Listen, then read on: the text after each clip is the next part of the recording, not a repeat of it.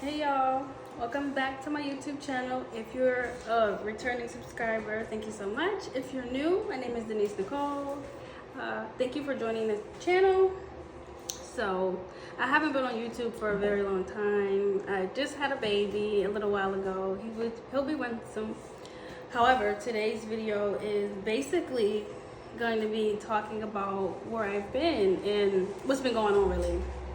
So as you can see by the title, you know that I obviously was homeless, and this is my journey. These are going to be this is my story, and if you want to follow along with me, that'll be amazing. Let me move this out the way.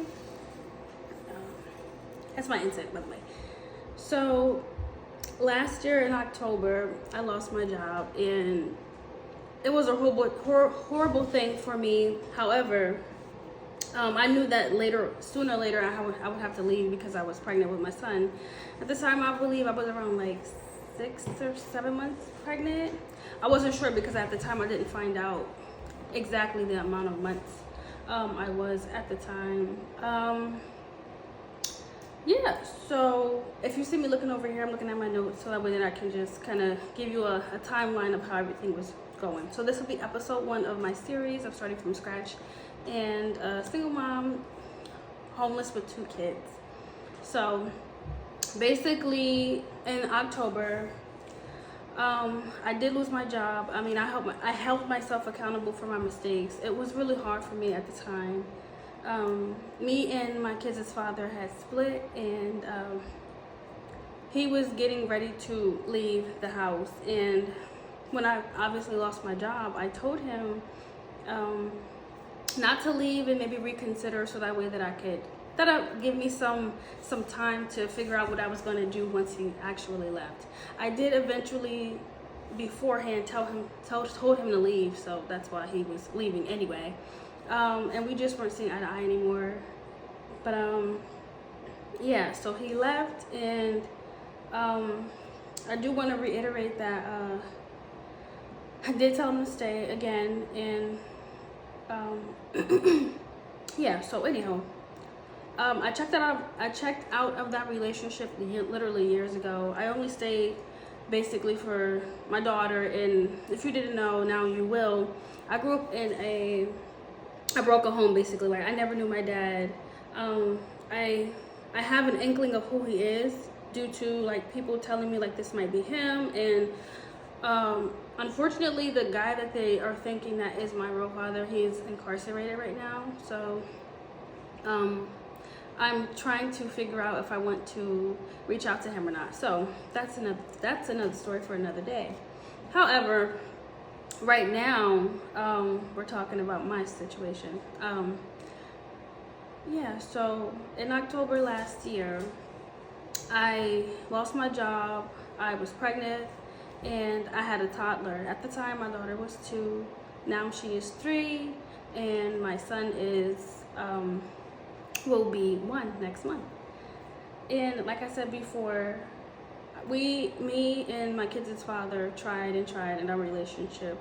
A lot of, I'm going to speak for myself, can't speak for him, but a lot of it was me just hanging on to the whole, I don't want my daughter to be raised in a broken home situation, and you know how that goes if, you know, you've been there before. And that's a lot of what it was. I really left that relationship mentally long ago. We were together for 4 years before we actually did split. One day he came home and he was like, I just want to break up. And I was like, okay. But secretly, I honestly was waiting for that day to happen.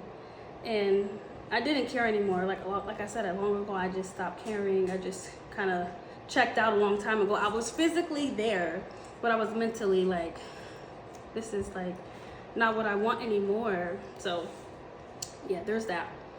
But when he actually left, because he decided not to stay, that's when the real struggle began.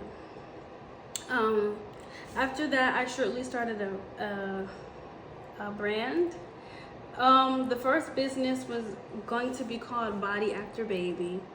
And it was going to be for moms, obviously, who, you know, was like shapewear, stuff like that, like, you know, clothes and things like that, apparel for moms who just had their babies. And that's what the whole Body After Baby apparel line was going to be geared towards. I realized shortly after that that is trademarked, and I found out another business was called Body After Baby, and I just didn't want to be named, have a brand named after another brand's name under a different categories, if that makes sense. If you know business, you know what I'm talking about. However, I won't go into details of that. However, I then came up with another name, and that is called Mommynaire Club. I love that brand, that business so much. I'm still building that one off the ground, and that is doing okay. At the time when I did launch it, I only made one sale, but you know, I made one stride and that was good. But I'm still working on that brand, building that brand up, and that brand is obviously to support young mothers like myself become financially stable, build their confidence back up after having children, and things of that nature. So yes, I'm so obsessed with that brand. I'm so obsessed with that name. And support us if you're open to it. We are Mommynaire Club on Instagram, TikTok, and things of that nature. I made a logo at first, and I kind of did a print on demand shop. Like I said, I only had one sale at the time. I made one sale at the time. So that's where that business was going. After that, I applied for food stamps, and they gave me, I believe, $500 worth of food stamps. And I was like so excited about the food stamps. Like, we never went hungry. I bought a bunch of stuff. I actually have a video on here of like showing my little grocery haul, like really a little quick clip of me, you know, of my groceries haul coming to my door. And yeah, so we've never went hungry, luckily. However, excuse me, later on, I would say in December, so this was between October and December. In December, that's when we got the eviction letter. I was at my sister's house when he left. I spent a lot of time with my sister. You know, my sister is my best friend. She is my twin sister, so she's always been close to me. And we literally lived in the same community, except she lived in one apartment and I lived in another apartment. So we lived separately, but on the same block. So I was always at her house and she was always at mine. And yeah, so she soon after had her eviction letter too, because she had lost her job like 2 weeks after me. So to my surprise, I saw one day there was a letter on her door, basically stating that if she wasn't going to be able to pay her back rent, she would then be evicted. So I only knew that my time was coming. So to my surprise, I went home, I looked at my door, and that letter was there. I didn't know how to feel, really. I was kind of obviously scared and trying to just figure out what I was going to do so that way I could stay at my home with my babies. And I'm pregnant, so like all of my emotions are like through the fucking roof, right? Or I mean through the roof. I'm sorry, I don't know if I can cuss right. Anyways, so we got the letters, obviously, and I do a little bit of magic, if you will. So me and Denisha did, that's my twin sister, by the way.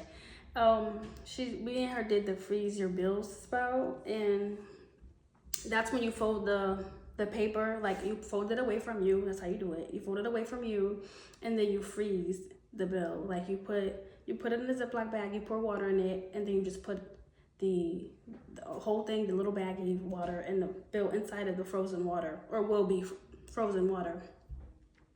You put it in the freezer and just let it freeze. So it's gonna freeze the paper.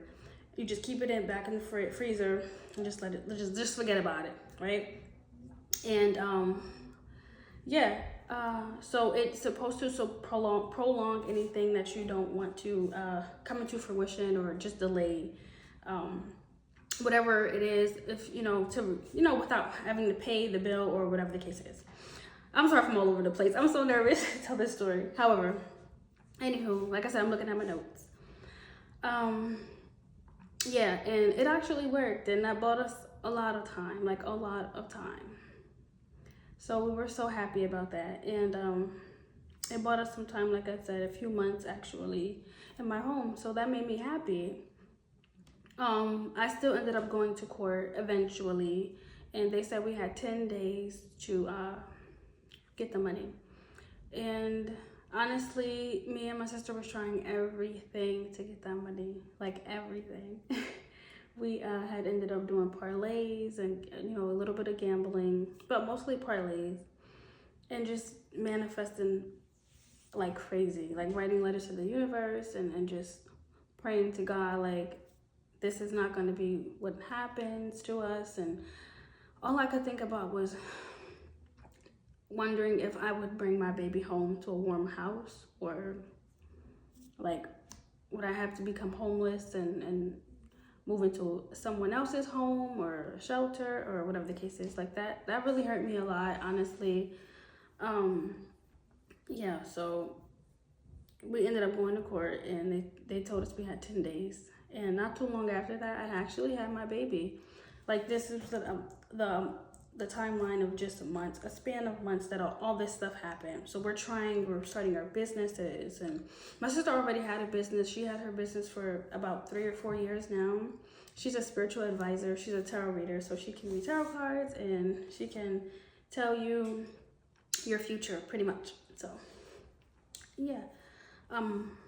However, that really did hurt me a lot, because I didn't know whether my kids were gonna, you know, be homeless, and we were gonna be homeless, and that really hurt me. It really did. And I eventually let my children's father know, and I think he thought I was lying. He thought I was lying. All I needed was $140, and that was to get his name off the lease, so that way that I could then get the resources that I needed. Like, I eventually went to a church and was like, hey, I'm back on my bills and I'm getting evicted, and I have 10 days to come up with the money, and if I find the money, that they'll let me stay in my home. And there was a church around that would help people who were on their back bills and rent and stuff like that. So the only thing that I needed left was for him to take his name off of the lease, because at the time we shared the home. So to take his name off the lease, that would have been my go-to to get the money that I needed, and they would have paid everything. I was literally like, I think $5,000 or $6,000 in debt at the time with my apartment. So it took a while to try and figure out who I was going to get the money from, but I asked him for the $140 to get his name off the lease, and so that way that I can be the only person on the lease and things of that nature. So but basically he said no, and I gave him a deadline to try to figure out like if he would, you know, get it, and he was like he would see, but then at the end of it all, he was just like no. So basically that $140 kind of led me to my homelessness pretty much. But before that, I did end up having my baby. And to be honest, we didn't plan him. I didn't want him. He was an oopsie baby, honestly. I actually thought about like giving him away, like adoption, or if it made sense and if it was morally right, which is not with me. But I also thought about maybe aborting it, maybe once or twice. Like, these were just thoughts in my mind. This is before I knew I was getting evicted. It's just that I didn't want the baby. I didn't want to deal with any of that, like just another child to bring into this relationship that I knew I didn't want to be in. It was just a lot. However, like I said, I contemplated giving him away, I contemplated abortion, I contemplated everything. But I knew that I didn't have any connection to him, and I knew that maybe once I met the baby, everything would be okay. And it was. Like, now he's my pride and joy. I love him so much, and he's meeting all his goals, and his pediatrician says that he's doing wonderful things for his age, and he's actually like advanced for his age.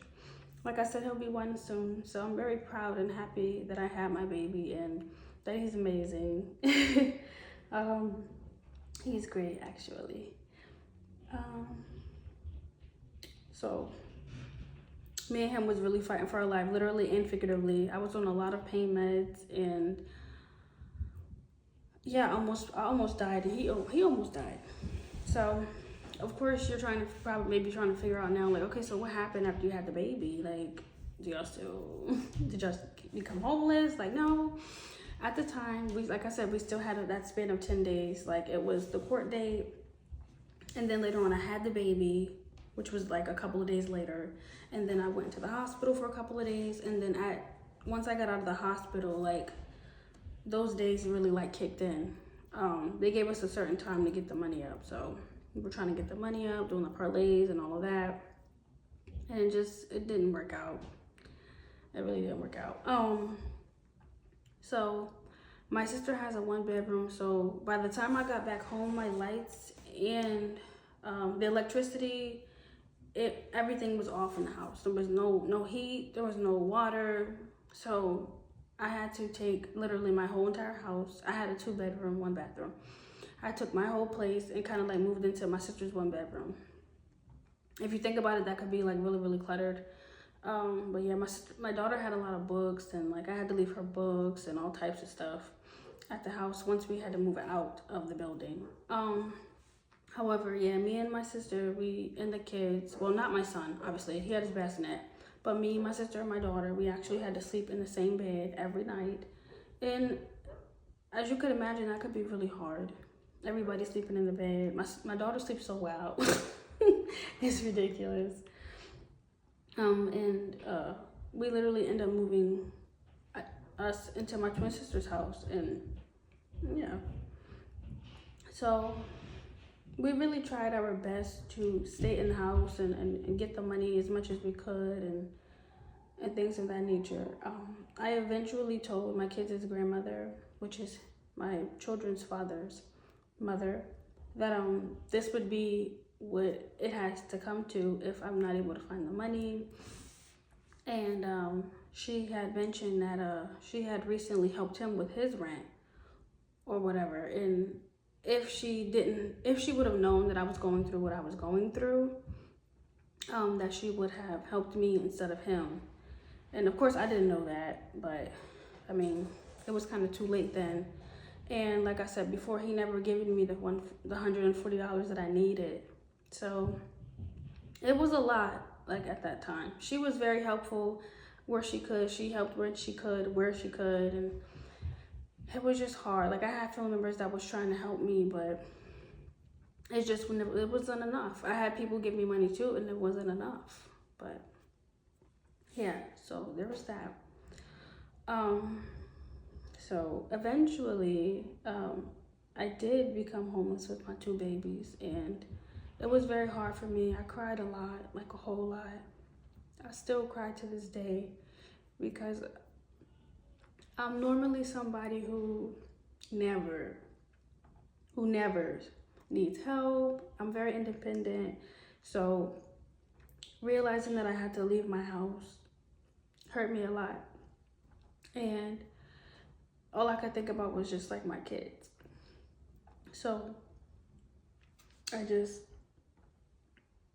kind of like sucked it up and was like, I gotta go. And when I realized I couldn't get the funding because he never gave me the $140 that I needed, because they wouldn't give me the money unless I had everybody's information that was on the lease, and he was on the lease, so I had to get him off the lease, so that way that I could get my funding. But I never was able to get my funding because I couldn't get him off the lease. So I ended up having to go to a shelter. It was a family shelter, so at the time they had ran out of funding when they got to my sister's name, so she couldn't get her funding either. So all of us were literally homeless at that point, and we called the homeless shelters, and we had to leave our homes. And yeah, it was a lot. I literally left a whole bunch of stuff, and it was just terrible. Like I was just so sad and trying to figure out, like, okay, so what are my next steps? So the day comes, we have to leave. I'm strolling along, my 2-year-old at the time and my 2-month-old infant. Like he's literally a little baby, a newborn basically still, and we had to stroll with him and pack everything that we could inside of an Uber to get to the homeless shelter. And that was a really hard few months for us. And I'm so happy that now that's no longer what it is today. Like, as you can see, I'm not homeless anymore. I have my house and things are looking up for me. I'm doing very well for myself. As you can see, my kids are great. They have their own room. We now live in not in the greatest neighborhood, but I would so call like a luxury apartment. But yeah, it looks beautiful in here. Both of my kids have their own room, and I have my own room, and Denisha has her own room. It's amazing. The house is very big. We have what color is this? Like grayish flooring. It's beautiful, but we have our own home, and I'm so happy that Spirit has been protecting us and guiding us, and this journey has been crazy. 2023 and 2024 has been a mess, so I'm excited to see what 2025 brings. I didn't mean to cry, I'm sorry. I didn't know I was gonna cry, but I did know that this story is emotional for me. So I was really very scared to come on the internet and tell my truth. But I'm doing very well now. I am okay. And things are only going up from here. So if you guys would love to continue to see my journey, that'd be amazing. I love you guys. Take care, and I'll see you guys in the next video. Bye.